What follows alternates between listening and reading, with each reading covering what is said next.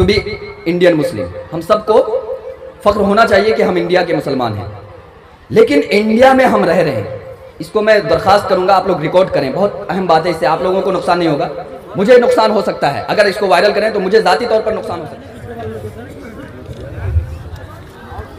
बिस्मिल्लाहिर्रहमानिर्रहीम, नहमदुहु व नुसल्ली अला रसूलिहिल करीम, अम्मा बादु फ़अऊज़ु बिल्लाहि मिनश शैतानिर रजीम, बिस्मिल्लाहिर्रहमानिर्रहीम। इक़रा बिस्मि रब्बिकल्लज़ी खलक़, खलक़ल इंसान मिन अलक़, इक़रा व रब्बुकल अकरम, अल्लज़ी अल्लम बिल क़लम, अल्लमल इंसान मा लम यअलम। सदक़ल्लाहुल अज़ीम। उठो मेरी दुनिया के गरीबों को जगा दो, उठो मेरी दुनिया के गरीबों को जगा दो, काखे उमरा के दरो दीवार हिला दो, गरमाओ गुलामों का लहू सोज़े यकीन से, गरमाओ गुलामों का लहू सोज़े यकीन से, कुंजश के फरोमाया को शाही से लड़ा दो। मुअज़्ज़ज़ व मुकर्रम उलमाए किराम और मेरे दीनी व ईमानी भाइयों, अस्सलामु अलैकुम रहमतुल्लाहि व बरकातुहू। अजीज़ान मोहतरम, मैं ज्यादा तफसीली गुफ्तगू करने के बजाय आप हजरात के सामने एक इंतहाई हसास और काबिल गौर वही पर तवज्जो दिलाना चाहूंगा। मेरे दोस्तों, अल्लाह के रसूल सल्लल्लाहु अलैहि वसल्लम पर जो सबसे पहली वही नाजिल हुई थी, उलमाए किराम की मौजूदगी में मैं आप हजरात को बताना चाहूंगा और मैं उलमाए किराम से ये दरख्वास्त करूंगा कि अभी मैं आपके सामने एक तिफले मक्तब की हैसियत से हूं। अगर मुझसे गलती हो जाए तो आप मुझे किसी भी तरह से रोक सकते हैं। पहली वही जो है अल्लाह के रसूल सल्लल्लाहु अलैहि वसल्लम पर इक़रा बिस्मि रब्बिकल्लज़ी खलक़ 5 आयतें नाजिल हुई थी। और मेरे दोस्तों, इन 5 आयतों में,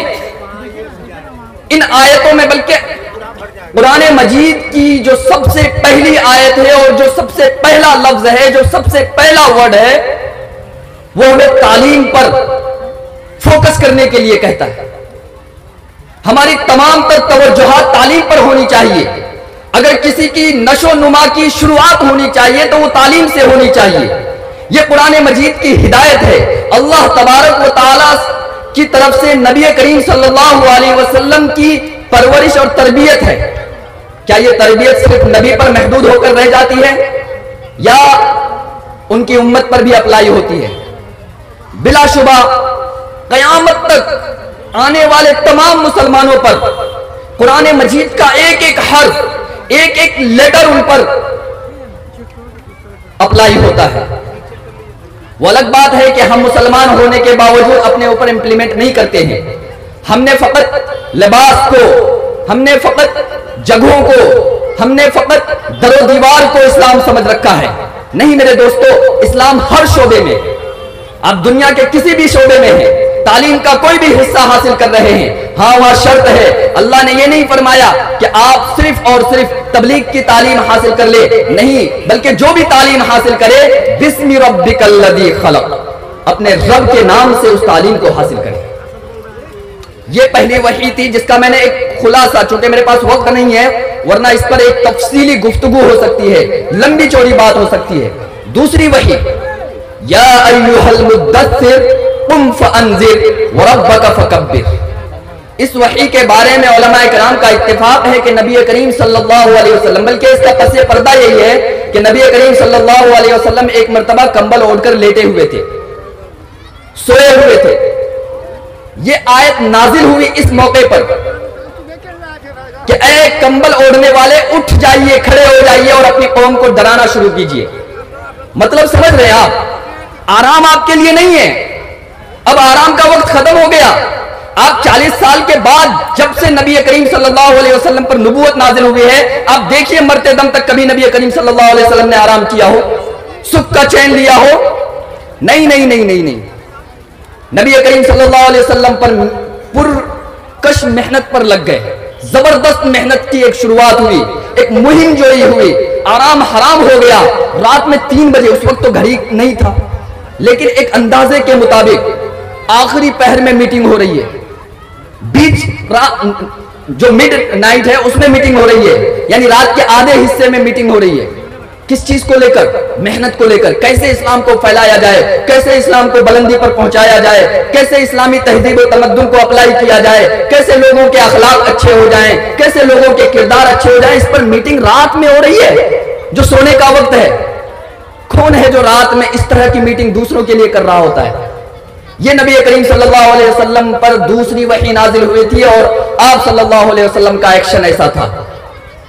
एक और तीसरी बात, अब अगर कोई भी शख्स, चाहे हमारे मौलाना मसरूर साहब हो या कोई भी शख्स हो, हमारे साथ आए हुए हजरत मौलाना सलमान साहब हो या कोई भी, अगर वो तालीम के बेड़े को अपने सर पर उठाता है, अपने कांधे पर इस बोझ को अगर उठाने की हिम्मत और जुर्रत करता है, तो उनके लिए जरूरी है कि वो अपने ऊपर आराम को हराम कर दे। यह हमें कुरान से मिलता है। यह हम आपको सुभाष चंद्र बोस या किसी और का मकूला नहीं सुना रहे हैं कि आराम हराम है का नारा किसने लगाया था। आराम हराम है का नारा खुद कुरान से हमें मिलता है। अगर हम ये बेड़ा उठाते हैं, बल्कि इस्लाम के किसी भी शोबे का अगर हम बेड़ा उठाते हैं या मेहनत करने के लिए अगर हम तैयार होते हैं, तो आराम को हमें छोड़ना पड़ेगा। अगर ये दो बातें हमारी जिंदगी में आ जाती है, तालीम को फरोग देना और आराम को छोड़ देना। तीसरी एक सबसे बड़ा जो चैलेंज का हमें सामना होगा, वो रसूलुल्लाह सल्लल्लाहु अलैहि वसल्लम की जिंदगी से, कुरान के हवाले से हमें हासिल होता है। कुरान की आयत है, व इन यकादुल लज़ीना कफरू लयुज़लिक़ूनका बिअबसारिहिम लम्मा समिअुज़ ज़िक्रा व यक़ूलूना इन्नहु लमजनून। इसका तर्जमा यह होता है कि करीब था कि वो लोग दुश्मनी में, खतरनाक तरह के दुश्मनी में रसूलुल्लाह सल्लल्लाहु अलैहि वसल्लम पर अपनी आंखों के जरिए से, अपने एक्सप्रेशन के जरिए से, अपने इजहार तासुर के जरिए से दुश्मनी का इजहार करते थे। और जब डर, एक रौब था, क्योंकि रसूलुल्लाह सल्लल्लाहु अलैहि वसल्लम मामूली इंसान तो नहीं थे ना, कायनात की सबसे बड़ी हस्ती थे, तो एक डर था, एक खौफ था लोगों को कि अगर उनको हम टच करते हैं, अगर बुरी निगाह से अगर कुछ करते हैं, तो हमारे ऊपर जरूरी है कि कुछ अजाब टाइप का नाजिल हो जाएगा। तो इसीलिए रसूलुल्लाह सल्लल्लाहु अलैहि वसल्लम को डायरेक्ट नुकसान नहीं पहुंचाते थे, लेकिन अपनी जबान के जरिए से नुकसान कैसे पहुंचाते थे जानते हैं? कुरान का लफ्ज है यक़ूलूना इन्नहु लमजनून, यानी वो लोग क्या कहते थे आप सल्लल्लाहु अलैहि वसल्लम को कि ये तो पागल हैं। माअज़ल्लाह, इस तरह के अल्फाज इस्तेमाल करते थे, कुरान के अल्फाज। मजनून अरबी में पागल को कहते हैं, दीवाने को कहते हैं, जिनको कोई मतलब नहीं होता है दुनिया से, क्या प्रोग्रेस हो रहा है, कौन सा प्रोसेस चल रहा है, कोई मतलब नहीं होता है उन्हें। बस एक ही, उनको कुछ नहीं समझ में आता है। इस तरह से रसूलुल्लाह सल्लल्लाहु अलैहि वसल्लम को तकलीफ देते थे कुफ्फारे मक्का। तो मेरे भाइयों, अगर जो भी तालीम के बेड़े को या किसी भी बड़ी अजमत वाले मुहिम को या तहरीक को अपने सर पर उठाता है, अपने कांधे पे इस तरह के बोझ को उठाता है, आराम को छोड़ता है, चैलेंजेस उसके सामने आकर खड़े हो जाएंगे। चैलेंजेस बहुत तरीके से आएंगे, और ये बातें जो रसूलुल्लाह के लिए कुरान की तरफ से हो रही है ना, ये उनके अपनों के इसमें हो रही है। मसलन अबू लहब रसूलुल्लाह सल्लल्लाहु अलैहि वसल्लम के चचा थे। अबू लहब वो शख्स है जिसने रसूलुल्लाह सल्लल्लाहु अलैहि वसल्लम को हर तरीके से तकलीफ दी, हर तरीके से। अपने 2 बेटों का निकाह रसूलुल्लाह सल्लल्लाहु अलैहि वसल्लम की बेटियों के साथ हो चुका था, शादी हो चुकी थी, निकाह तोड़वाया है, तलाक दिलवाया है, इस तरह की बदबख्तियां की है अबू लहब ने। उस पर कुरान की एक पूरी सूरत मौजूद है, तब्बत यदा अबी लहब यूं तब की शक्ल में। मैं कहना यह चाहता हूं कि अपने लोग भी हमें परेशान करेंगे, गैर तो परेशान करेंगे ही, अपने ज्यादा परेशान करेंगे, और अपनों की परेशानी ज्यादा तकलीफ दे होगी, याद रखिएगा। यह खुसूसन मैं अपने इन भाइयों के लिए कहा, खास तौर से जिन्होंने इतनी बड़ी बड़ी जिम्मेदारी।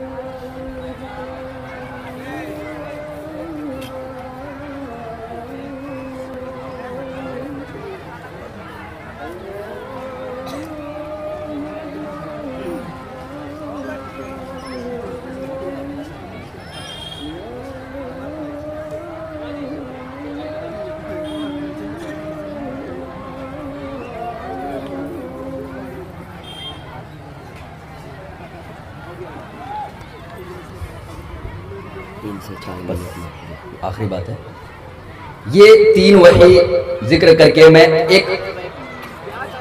एक वाकया आपको सुनाना चाहता हूं, और ये वाकया इंतहाई अहम है, चूंकि I proud to be an Indian मुस्लिम।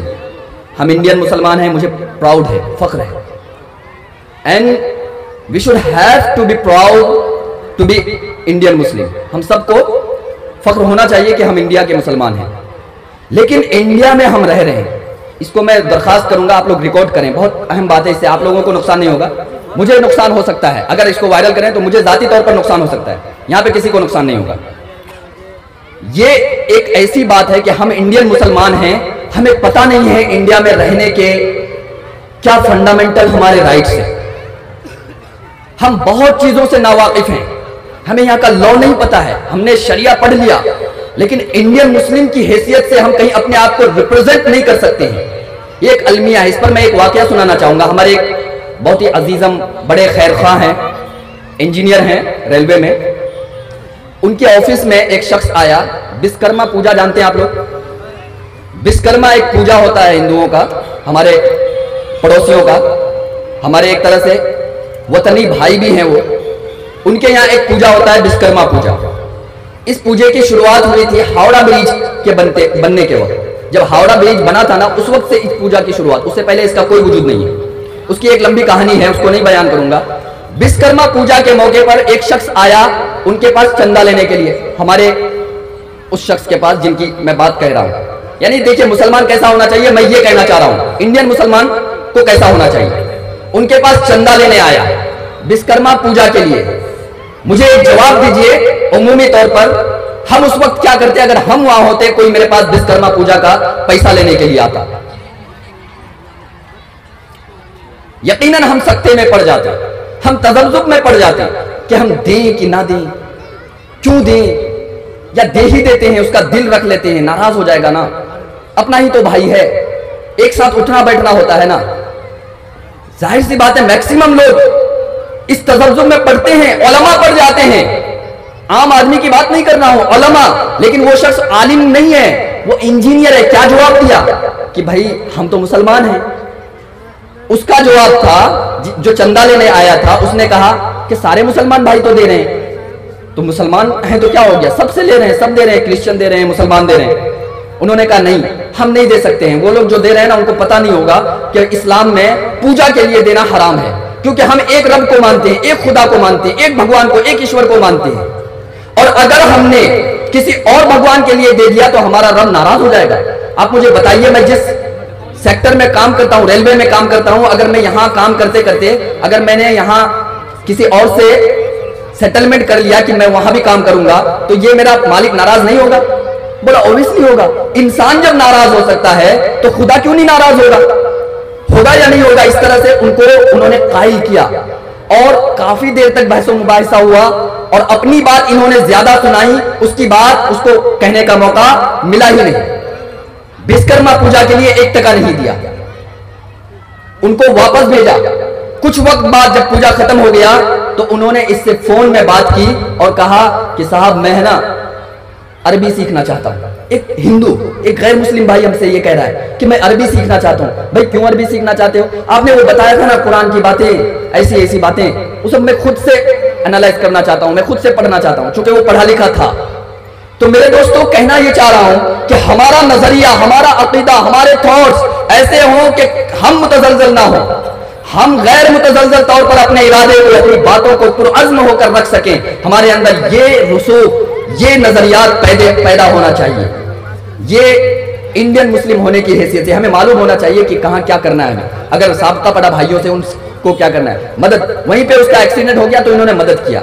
इन्हीं चंद गुजारिशात के बाद मैं अपनी बातों को खत्म करता हूं। आखिर दावाना।